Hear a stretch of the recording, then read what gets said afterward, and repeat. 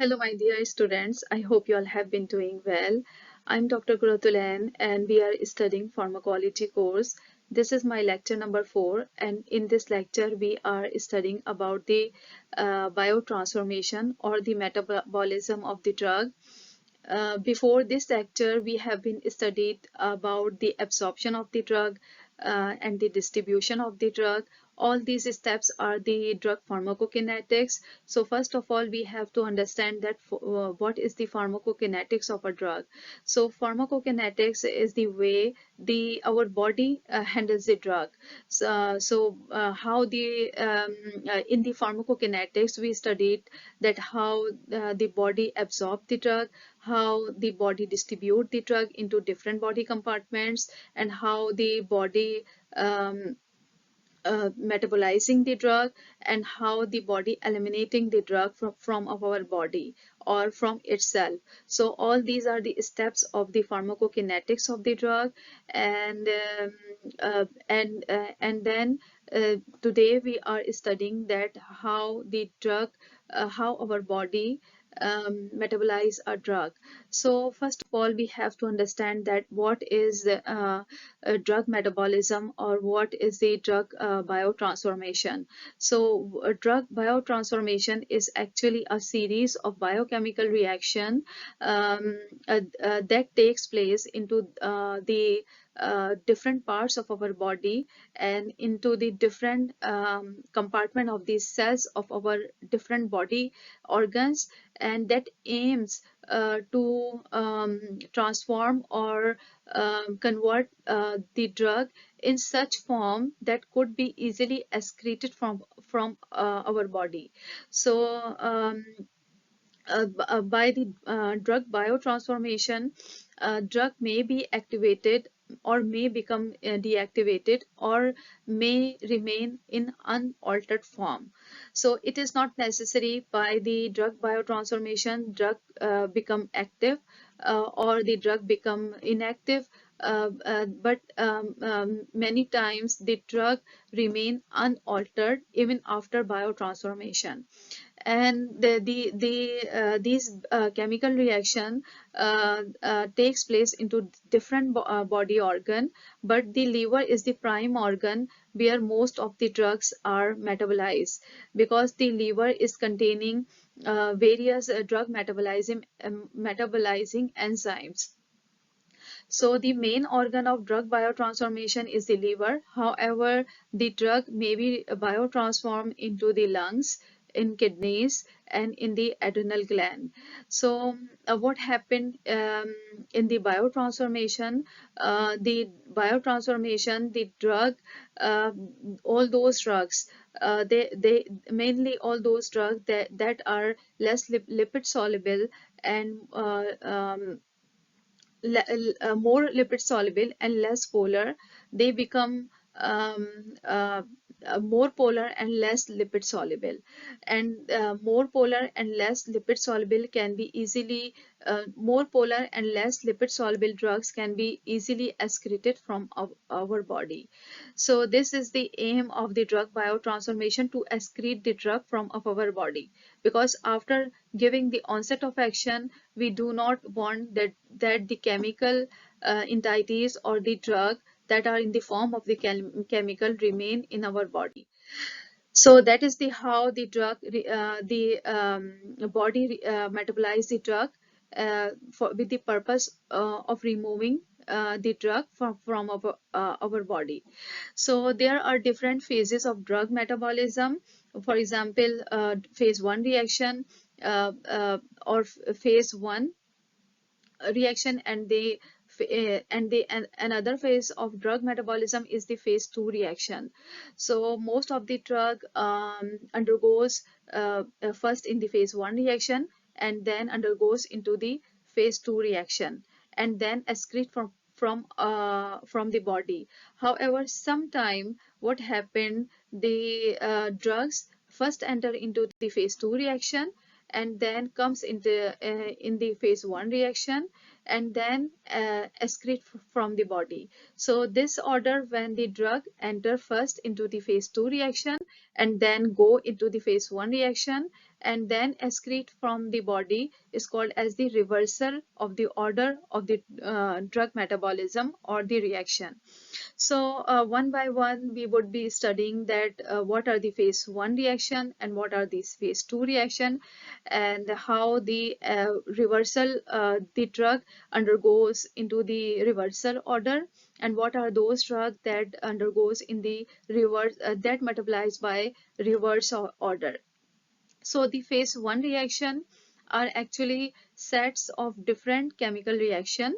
For example, oxidation, reduction, hydrolysis, deamination, desulfonation, and N-oxidation, S-oxidation, and aromatic hydroxylation. So all those chemical reactions takes place into the endoplasmic reticulum of the liver hepatocyte mainly. um, and then what these reaction do, these reaction add phase 1 reaction add a polar group into the drug. This polar group may be hydroxyl group or amino group or any other polar group that added into the drug after these reaction. So what happened with this with the drug become more polar. So the drug easily become means the drug uh, uh, uh, get able after become the polar, so drug would be able to easily excrete from the body. So the phase 1 reaction, the drug activity may be increased after the phase 1 reaction, or decrease or maybe remain unaltered after the drug when the drug goes into the phase 1 reaction. So phase 2 reaction are actually basically the conjugation reaction. So what is the conjugation reaction? A conjugation reaction is that in that by that reaction a substrate, for example methyl group, acetic acid, and amino acid become added with the drug or combined with a drug. So we say this reaction as a conjugated reaction. So phase 2 reaction are actually all those reaction that added a substrate, a polar substrate with a drug. So drug become more polar and easily excrete from the body. So phase 2 reaction are mainly takes place in the cytosol of the liver hepatocyte and other and other and the cells of other body organ, um, and the cytosol of the cells of other body organ. So now we would be discussing about what are those drugs that obeys the reversal order of the reaction. So there is one drug that is like isoniazid. This drug first enter in the phase 2 reaction and become acetylated, and then goes into phase 1 reaction, and then after the phase 1 reaction it excretes from the body. So these are all about that how the drug metabolize with the phase 1 reaction and phase 2 reaction or the reversal of the order of reaction. So here now we would be discussing that what are those factors that may be means interfere with the drug metabolism. So there are different factors. For example, genetic there are some genetic factor. For example, if there is any mutation that is present into the any enzyme that is responsible for the drug metabolism, so the drug metabolism would be affected. Here we can understand by this example. For example, if any cytochrome P450 enzyme, that is the drug metabolizing enzyme, if any activating mutation is present in that drug metabolizing enzyme, so what happened, there would be high activity of that enzyme in the body, and the drug would be metabolized more. However, if any deactivating mutation would be present in the drug metabolizing enzyme, so what happened that drug that the enzyme activity would be less, and then drug would be less metabolized. So drug stability is another factor that affect the drug metabolism. We can understand what is the relation between the drug stability with the drug metabolism by this example. For example, if a drug is highly stable, so it would be less affected by the drug metabolizing enzyme. So what happened in this case? The drug would be less metabolized. And another factor that affect the drug metabolism is the route of drug administration. And for example, if a drug is administered through a oral route, so what happened with the drug? The drug first go into the portal circulation before entering into the systemic circulation. So when the drug enter in the portal circulation, it would reach into the liver and would metabolize by liver metabolizing enzyme. So what would happen, that less amount of a drug would be available, less amount of the active form of a drug would be available to reach into the systemic circulation, and from there to reach to the target site. However, if we administer a drug via parenteral route, for example IV route, so what happened, the drug would bypass the systemic circulation. That is how the drug would bypass the metabolism, because the drug would not reach into the liver from the portal circulation. So the drug directly from the IV route, the drug directly would reach in the systemic circulation, and from there the drug in an unchanged form without the metabolism would reach to the target site. So the route of drug administration would also affect the metabolism of a drug. How? The route of different route of drug administration. So different route of drug administration bypass the liver metabolizing enzyme or first pass effect.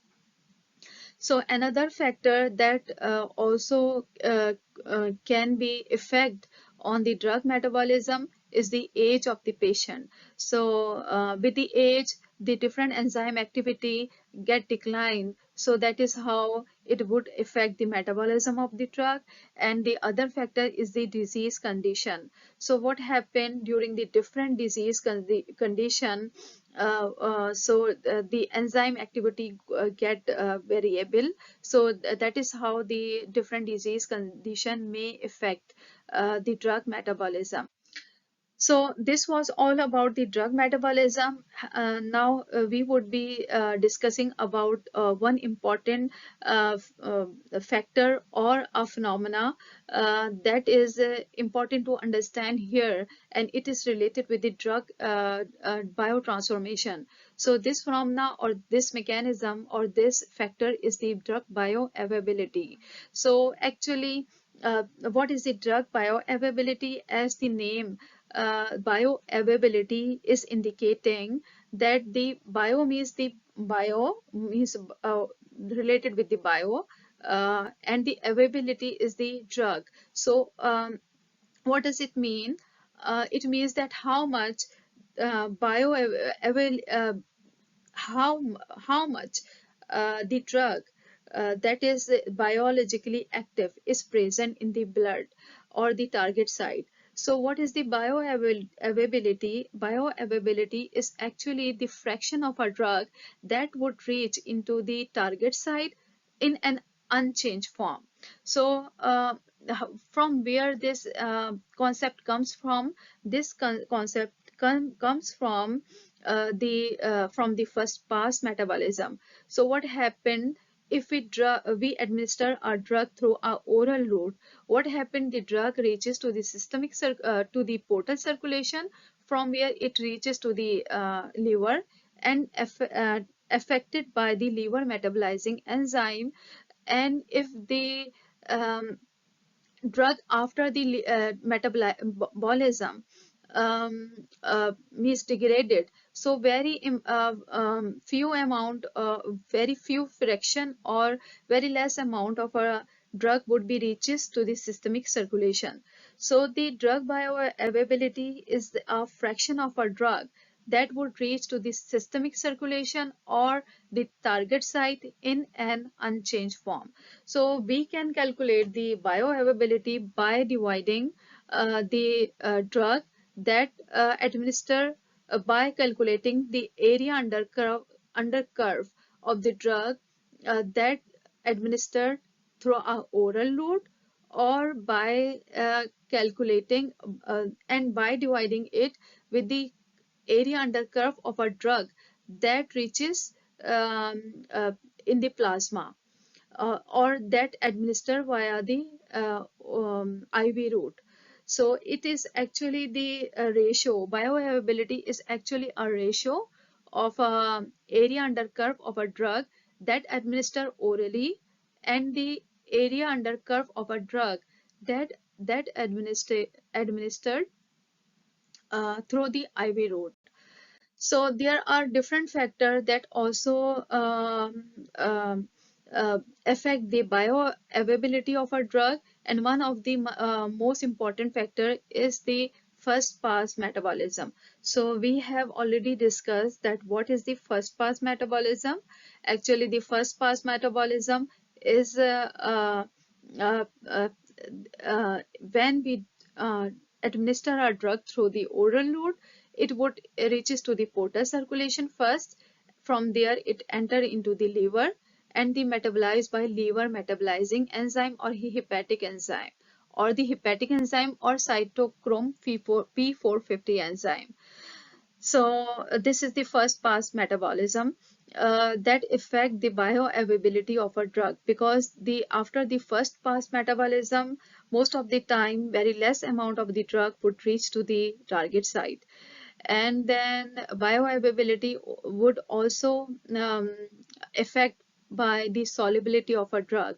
If the drug is not so much soluble, so its bioavailability would not be high. And then another factor that affect the bioavailability of a drug is the chemical stability or instability of the drug. So if the drug is not chemically stable, so what happened, it also affects its bioavailability, because chemically unstable drug would easily degrade by the liver metabolizing enzyme. If a drug that is administered through the oral route, it must reaches to the first into the liver via the portal circulation, and if it is not stable, so what happened, it would be quickly degrade or metabolize or biotransformed by the liver metabolizing enzyme. So what happened then, very less fraction of the drug would be reaches to the target site, and very less available drug would be available at the target site. So I was teaching you this course from the Lipin Court, and I also consulting various other books, and you can use these books as our reference. And in my coming lecture, we would be studying about how the drug would be eliminating from our body, and in the that would be the lecture number 5. And after this lecture, we would be starting the pharmacodynamics of the drug. So up till now we have been completed um, uh, third step of the pharmacokinetics of the drug, that is the drug metabolism. And in the previous lecture we have been studied about the drug as absorption and drug distribution. So thank you very much for your kind attention. Kindly keep watching for the next lecture. Allah Hafiz.